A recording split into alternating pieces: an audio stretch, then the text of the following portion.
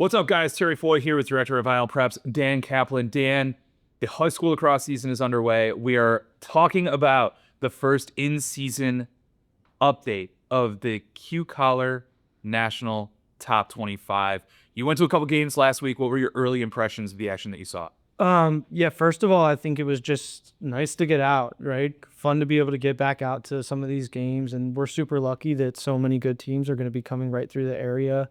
So the first night that I was able to get out was to DC, and that was for Bullis and DeMatha. And then that was on Thursday. And then Friday, I got to do a local double dip as Calvert Hall and Stab played under the lights at Calvert Hall. And right before that, Haverford had made their way down from Philadelphia to play Loyola. So got to get out, just really the overall impression is like we're back, and obviously like that's a little bit of a cheap statement because we've been playing in some of the other areas, right? Like Southeast has been rolling for a while now, Arizona's been rolling for a while now, California is certainly a few games in. So high school lacrosse in general has certainly been back probably for a few weeks now, but for me it felt like we were really, the Mid-Atlantic area was officially rolling, and we were going to be able to start crushing a ton of high school content. So the number one team in the preseason was Malvern. They got their season started by hosting McDonogh on Friday night, got out to an early lead, and then the Eagles came roaring back. Ultimately, it was an incredible goalie performance from Malvern, the Friars, that probably represented the difference. What do you take away from a Friars team that was ranked number one in the preseason for the first time in program history? Yeah, I think it's funny. Part of the reason that like all of the preseason rankings fall the way they do is like based on commitments. And in this situation, one of the biggest players of it was an uncommitted 2027. And so Malvern does go up. They're, doing, everything that they would have hoped for in that start besides winning faceoffs. And then McDonogh starts to call back, and they're winning faceoffs and being pretty efficient with it. So Malvern turns to a 2027 in TJ McDermott, and he goes 8 for 10 and totally gives them the life that they need and the possessions that they need to end up pulling out, a game with a really, really narrow margin. So TJ probably just did himself the work that it takes to shoot way up a lot of recruiting boards.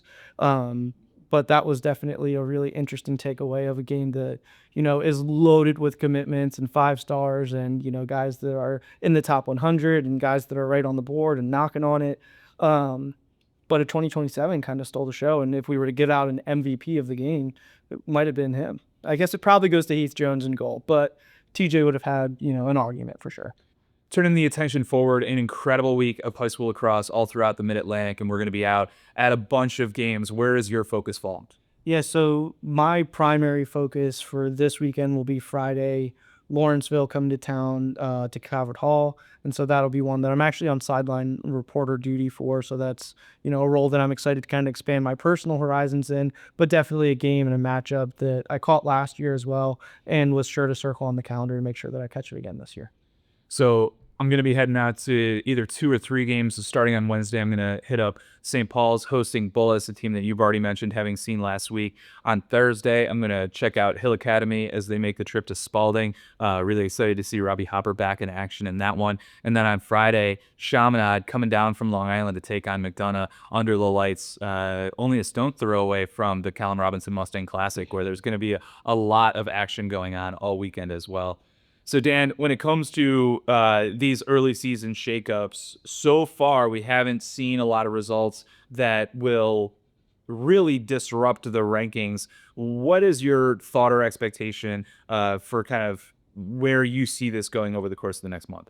Yeah, I expect a ton of change. I think that the biggest thing about high school lacrosse is just like the difference between, and really we saw a great example of it on Friday night with Malvern and McDonogh. Like, yes, that's 1 and 6 in the rankings, but that's a toss-up, and I think that that's kind of just the margins that we're dealing with. The difference between the number 5 team in high school lacrosse and the number 55 team in high school lacrosse is not that wide of a margin, right? And so I think the parity that comes with it is just really exciting, and it's one of the things that like keeps fans on their toes for the entire course of the season. Is you never know what you're going to wake up and see a result of from the night before.